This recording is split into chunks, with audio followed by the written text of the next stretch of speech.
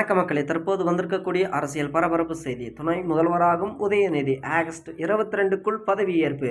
தமிழக இளைஞர் அணி நலம் மற்றும் விளையாட்டு மேம்பாட்டுத்துறை அமைச்சர் முதல்வர் ஸ்டாலின், அதாவது மு.க. ஸ்டாலினின் மகனும், அதாவது உதயநிதி ஸ்டாலின் ஆகஸ்ட் 22ஆம் தேதிக்குள் துணை முதல்வராக பதவியேற்க உள்ளதாக திமுக அரசு வட்டாரங்கள் தெரிவிக்கின்றன. ஸோ இந்த தகவலை பொறுத்தளவுக்கு பார்த்திங்கன்னா ஆல்ரெடி ஒரு 3 மாதங்களுக்கு முன்னாவே உறுதி செஞ்சிருந்தாங்க. இப்போ கன்ஃபார்மே பண்ணிட்டாங்க அப்படின்னு தான் சொல்லணும். ஸோ 2009 மக்களவைத் தேர்தலுக்கு பிறகு துணை முதல்வராக பதவியேற்பு.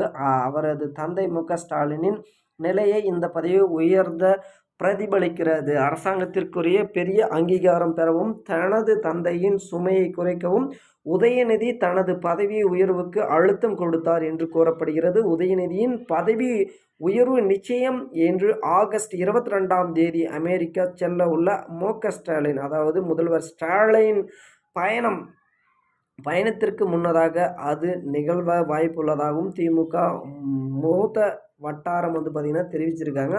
சுருக்கமான ஆட்சி எளிதாக்கும் வகையில் முதல்வரின் சுமையை இறக்கி வைப்பதே முதன்மை நோக்கம். இந்த நடவடிக்கை கணிசமான பொறுப்புகளுடன் உதயநிதி முன்னிறுத்த உதவும் என்று ஒரு மூத்த அமைச்சர் கூறியுள்ளார். மேலும் 2026 சட்டமன்ற தேர்தலுக்கு கட்சி தயாராக வேண்டியதுதான் அவசியத்துடன் அந்த அமைச்சர் குறிப்பிட்டார். தமிழகம் அரசியல் வட்டாரங்களில் உதயநிதியின் அரசியல் அர்ப்பணிப்பு குறித்து கலவையான கருத்துக்களை மத்திய ஒரு மூத்த அமைச்சர் சந்தேகங்கள் நிராகரித்து பதவி திணிக்கப்படவில்லை என்று உதயநிதி அதாவது இவரை பொறுத்தளவுக்கு பார்த்திங்கன்னா உதயநிதி கேட்கவே கிடையாது. நாங்களாக தான் இந்த கட்சியில் இருக்க சில முக்கிய மூத்த நிர்வாகிகளாக தான் கொடுக்குறாங்க அப்படின்றது திட்டவட்டமாக சொல்லியிருக்காங்க. அது மட்டும் இல்லாமல் அவர் தயக்கமுள்ள அரசியல்வாதியாக இருந்தார். அவர் ஒரு கனமான பதவியை கேட்கவே மாட்டார். அவரது இளமை மற்றும் பிரபல அந்தஸ்து காரணங்களால் இந்த வதந்திகள் எழுகின்றன அந்த அமைச்சர் கூறினார். துணை முதலமைச்சர் பதவி 2024 தேர்தல் பிரச்சாரங்கள் உதயநிதி முக்கிய பங்கு வகிக்க உள்ளதாகவும் அமைச்சர்களின் செயல்பாட்டில் அடிப்படையில் நிலவையில் உள்ள அமைச்சரவை மாற்றத்துடன் இந்த பதவி உயர்த்து ஒத்து போகிறது. அமைச்சரவை மற்றும் முடிவுகள் இன்னும் இறுதி செய்யப்படவில்லை, ஆனால் அமைச்சர்கள் செயல்திறன் கணக்கில் எடுத்து கொள்ளப்படும் என்று மூத்த திமுக தலைவர் கூறியிருக்கிறாரு. ஸோ இது யார் கூறியிருக்காங்க அப்படின்றது பார்த்திங்கன்னா குறிப்பிடலை அப்படின்றது தான் ஒரு நிதர்சனமான உண்மை. ஸோ எல்லாத்துக்குமே ஒரு மூத்த அமைச்சர் அப்படின்னு மட்டும் தான் சொல்லிட்டு வராங்க.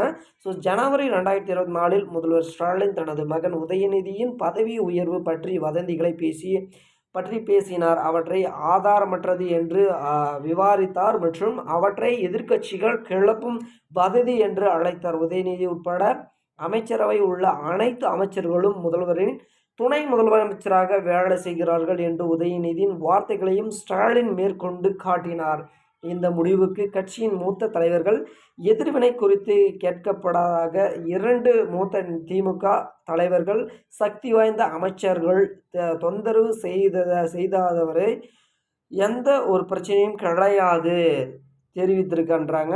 ஸோ உதயநிதிக்கு பலம் வாய்ந்த அமைச்சர்கள் இலாக்காக்களை அவர்களிடமிருந்து பறித்தால்தான் பிரச்சனைகள் வரும். மற்றபடி உதயநிதி பதவி உயர்வு வழங்கப்படுவதில் எந்த ஒரு பிரச்சனையுமே கிடையாது அப்படின்றதையும் குறிப்பிட்டிருக்காங்க. 46 வயதான உதயநிதி தமிழ் மற்றும் பிற தென்னிந்திய திரைப்படங்களில் தயாரிப்பு மற்றும் விநியோகத்திலும் பெரும் பங்கை கொண்டதாக தனது செல்வாக்கு மிக்க திரைப்பட நிறுவனமான ரெட் ஜெயின் மூவிஸ் நிறுவனம் மூலமாக அறியப்படுகிறது. சேப்பாக்கம் திருவல்லிக்கேணி சட்டமன்ற தொகுதியிலிருந்து தேர்ந்தெடுக்கப்பட்டுள்ள உதயநிதி துணை முதலமைச்சராக பதவி உயர் பொறுப்பார் என்று சில காலமாக எதிர்பார்க்கப்பட்டு வருகிறது.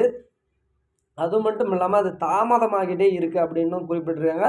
ஸ்டாலின் நந்திகா நிறைவேறும் இது இருந்த போதிலும் உதயநிதி அவர்களது தாயார் துர்கா ஸ்டாலின் மற்றும் செல்வாக்கு மிக்க மைத்துனன் சபரீசன் ஆகிய ஆன்மீக நாட்டம் உள்ளார்கள். இது குடும்பத்திற்கு தனிப்பட்ட நம்பிக்கை கலவையை பார்த்திங்கன்னா வெளிப்படுத்துகிறது அப்படின்றதும் குறிப்பிட்டிருக்காங்க. ஸ்டாலின் போல் உதயநிதி பதவி உயர்வு தாமதமாகவில்லை. ஸ்டாலின் திமுக தலைமை வரிகளுக்குள் வருவதற்கு முன்னிலையில் கொண்டு காத்திருப்பை எதிர்கொண்டு தனது 50களில் பிற்பகுதி மற்றும் அமைச்சர் பதவி பொறுப்பேற்கார் துர்கா ஸ்டாலின். தன் மகன் இதேபோன்று காலதாமதத்தை தக்க வைக்கக்கூடாது ஆரம்பத்தில் தீர்மானித்திருந்த நிலையில் எந்த ஒரு வம்ச வாரிசு சவால்களையும் பின்னர் எதிர்கொள்வதை விட இப்போது அதிகமாக எதிர்கொண்டு வருகிறார். குடும்பத்தில் ஒருமித்த கருத்துடன் உதயநிதி தீவிர அரசியல் வாழ்வில் நுழைய முடிவெடுத்துள்ளார். இதுக்கு முன்னாடி பார்த்திங்கன்னா தீவிரமாக அவர் அரசியலில் நுழையலை. இப்போ தான் பார்த்திங்கன்னா தீவிரமாக அரசியலில் நுழைய போகிறாரு. அது மட்டும் இல்லாமல் அடுத்த முதல்வர் யார் அப்படின்னு கேள்விக்கு பெரிய பதிலாக கிடையாது, சிம்பிளான பதில் நம்ம உதயநிதி தான் அப்படின்னு அந்த கட்சியில் இருக்கிற மூத்த நிர்வாகிகளை சொல்லிகிட்டு இருக்காங்க. ஸோ அடுத்த முதல்வராக நம்ம உதயநிதி வருவாரா மாட்டாரா? வருவார் அப்படின்றவங்களாம் கமெண்ட் செக்ஷனில் கமெண்ட் பண்ணுங்க. வரமாட்டார் அப்படின்னு நினைக்கிறவங்களாம் ஒரு லைக்கை போட்டுருங்க. மீண்டும் அடுத்த வீடியோவில் பார்ப்போம். நன்றி, வணக்கம், தேங்க்யூ.